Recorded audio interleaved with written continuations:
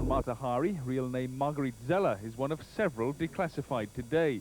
It records her first encounter with MI5 in 1915 when she stepped off a boat at Folkestone. The report describes her as a handsome, bold type of woman.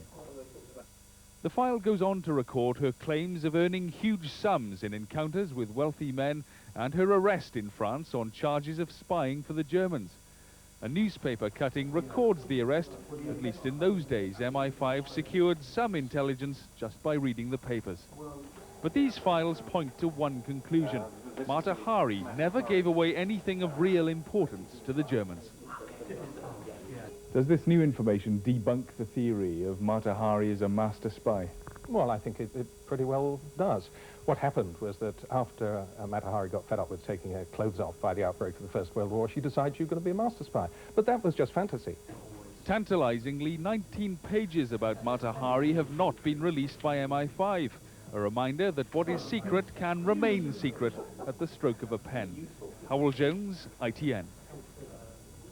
Well, we're going to take a short break now. Still to that global warming is continuing to accelerate and that the hole in the ozone layer is still increasing in size.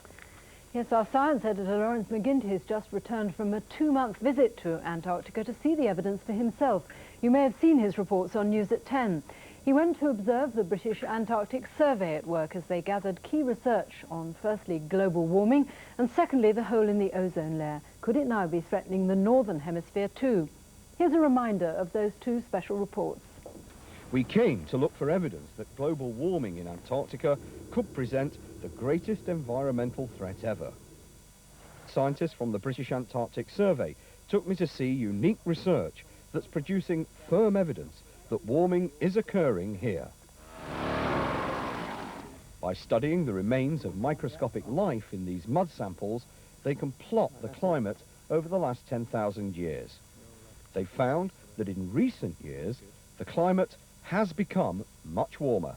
50 years ago, there'd have been a 5-metre wall of ice sitting at the end of the lake.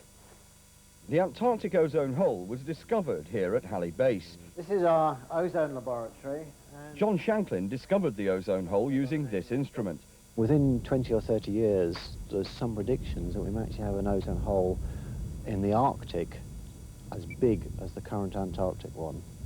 One of the consequences of the ozone hole over Antarctica is that every hour or so you have to cover every exposed square inch of skin with factor 30 sunblock, even under the nose and the earlobes. Without it, within 20 minutes, my skin would be badly burnt. Well, as you can see, Lawrence is back from his travels and he joins us now. Lawrence, in your dispatch on global warming, you mentioned the evidence that it was clearly getting worse. Can you elaborate on what you found? Well, the evidence isn't really clear-cut, but you're seeing in northern Antarctica, on the fringes of the continent, you're seeing glaciers melting and retreating. We're seeing changes in animal populations that may be related to global warming. It's really a question of, can you afford to wait until the evidence is conclusive, because then it's probably too late. And the ministers from countries who are part of the Antarctic Treaty are meeting now in Antarctica, and they've agreed a communique which really doesn't tackle this issue at all. It says that they are looking forward to future action to try to curb the pollution that causes global warming. They haven't really gone hard enough to make sure that that's going to happen, although Britain has been a strong voice in calling for tough measures.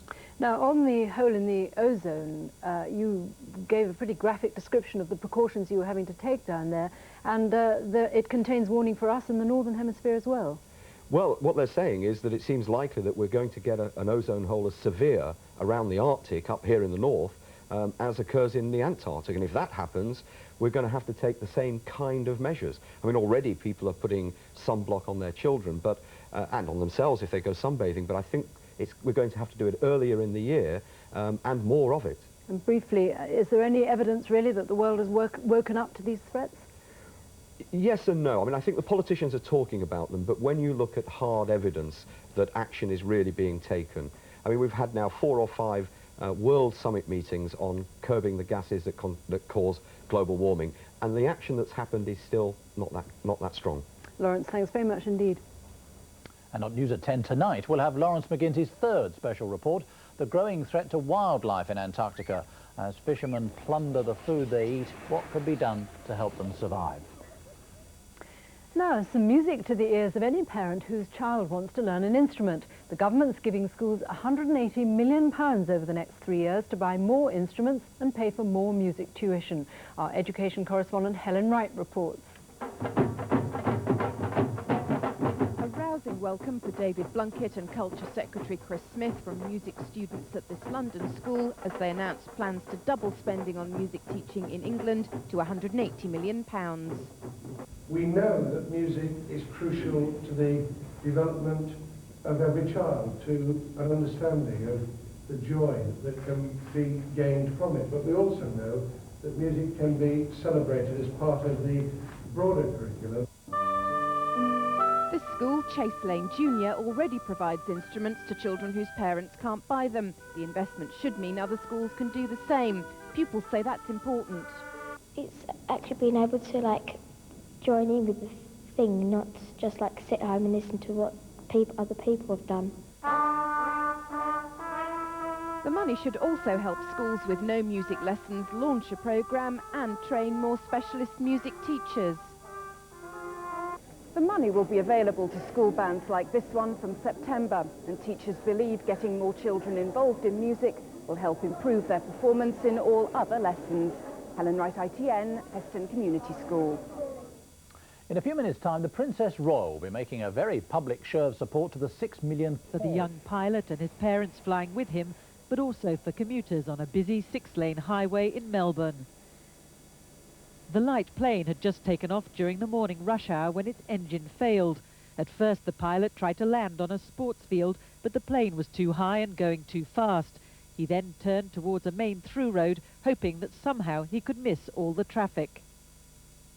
Luckily, by some amazing stroke of luck, the lights before we hit down were red and the road in front was completely clear. There's skill to one point, but I mean, we were very lucky today. Tim and his parents walked away with just a few scratches, but motorists who saw the plane hurtling towards them had feared the worst. Only a few feet over and it could have been me, I would have been gone. Air crash investigators were soon examining the wreckage, astonished too that the emergency landing had been so smooth. Well, he had his head screwed on properly throughout this ordeal, yes. Whatever went wrong with the plane, no one, it seems, could fault the pilot. Libby Vina, ITN, Australia. On the headlines again, the government has finally published its long-awaited plans for Britain's first independent food courtroom, where 5 Britons have gone on trial accused of being terrorists. The men shouted to the public gallery that they'd been tortured and sexually abused by police whilst in prison. All 5 deny the charges. And in another development, the Yemeni authorities said this morning that they had arrested 3 more Britons, claiming they were linked to the men on trial. The British suspects arrived at the court amid the tightest security. The authorities here regard the men as dangerous terrorists. But as the 6 filed into the building, they were already protesting that they are innocent men who've been subjected to inhumane treatment. Battered, tortured, abused, everything. Not guilty. The scene inside the court bordered on the chaotic. It's the first chance the outside world has had to see the accused men since they were arrested more than a month ago. They say the confessions they signed are false, the result of systematic torture. They've been tortured. Every day they've been beaten up. We've been hanged upside down, we've been beaten, we've been electrocuted.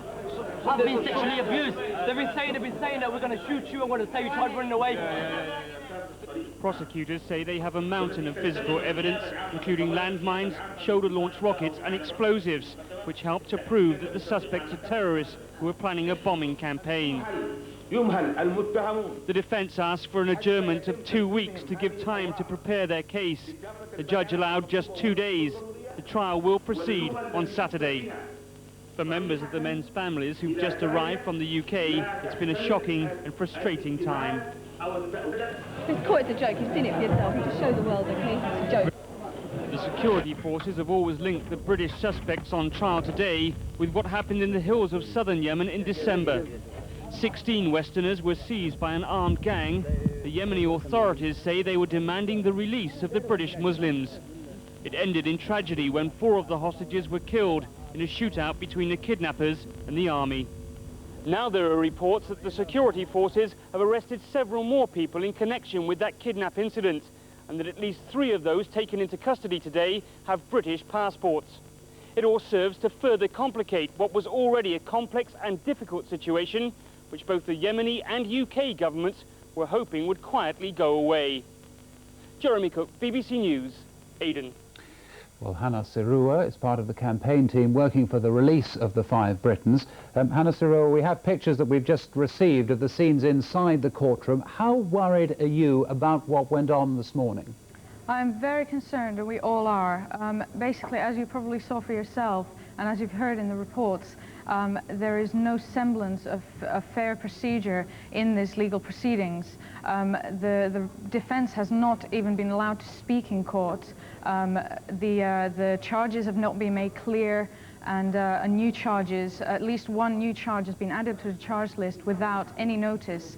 And this comes on top of the clear evidence of torture that we have seen from the men, and also confirmed by the British consul who was able to visit these men yesterday. How satisfied are you that British officials are now doing all they can to provide proper help to the men? Sadly, I'm not satisfied at all. The consulate in Yemen has provided all the assistance it can to the emergency delegation of family members, lawyers and doctors who are out there. But as to at the moment, we have heard absolutely no indication from the Foreign Office that it will do its duty and step in to prevent this miscarriage of justice from occurring. What exactly do you want the Foreign Office to do?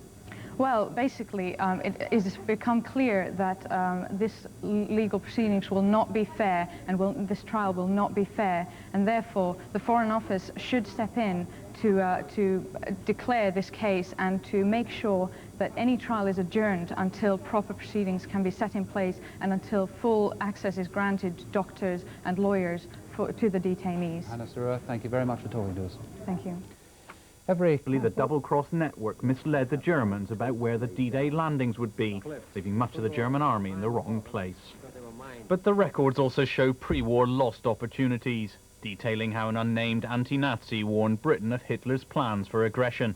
The man, now known to be Jonah Ustinov, father of Peter Ustinov, wanted the West to face up to the Nazis. He was an opponent of Adolf Hitler, and he correctly saw that the best chance, if there was a chance, of stopping Hitler in his tracks was finding Hitler's foreign opponents and telling them to be as tough as possible.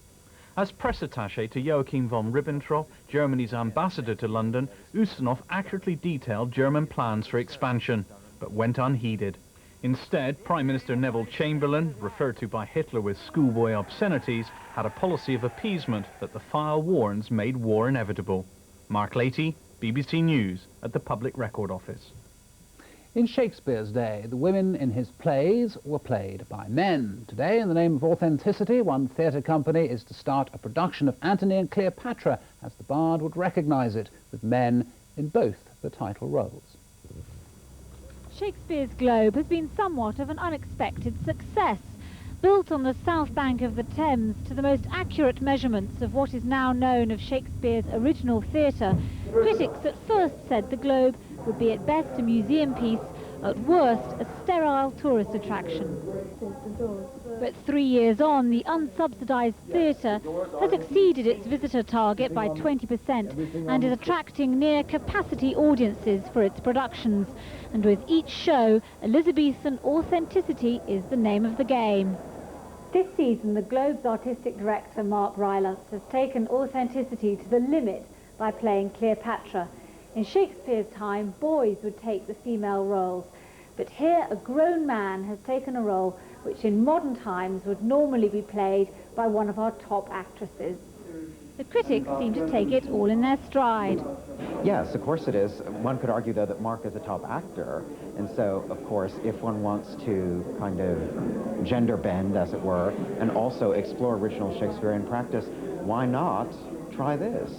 An actress who has herself played King Lear said Shakespeare would have approved. Absolutely, he was the rule breaker par excellence, breaking all sorts of rules of form and unity of content and theme. I think he would really put the thumbs up. And Mark Rylance has promised all-female productions at the Globe in the future. Rosie Millard, BBC News. Mark Rylance is at the Globe now. Mark Rylance, is this a gimmick or is it something more? Oh, I hope it's something more, but I'll never know. I'll never see myself play it. But no, I hope it will reveal things about the play, which was written for an all-male company. I suppose some people might say you're simply doing a woman out of a job. Well, yes, that's true. It's a fair cop. I can't get around that, really. I'm very keen to find more roles for women here, but the nature of this project is to explore original practices, and in Shakespeare's time, the theatre was a very imaginative place, I suppose, or it was a place where actors played roles that were not physically like themselves, and yes. I want to explore that. How authentic is it, though? Because Rosie Millard was telling us then, she knows about these things, and actually in Shakespeare's time, the role that you're going to play wouldn't be played by a man of your age, would have been played by a boy. Well, we don't know that. I went to Japan this year. We toured to the Tokyo Globe, and there the kabuki tradition, the men play women right to the end of their careers at many different ages, and it's questionable whether a boy would have the maturity to play Cleopatra or Lady Macbeth or Gertrude in Hamlet. So we don't know. But obviously, we can only strive at authenticity. It's not really a word I use. We're exploring original practices here. There's nothing that we would claim is authentic here. Mark Rylance, thank you very much for talking to us. Thank you. And that is all this Wednesday lunchtime from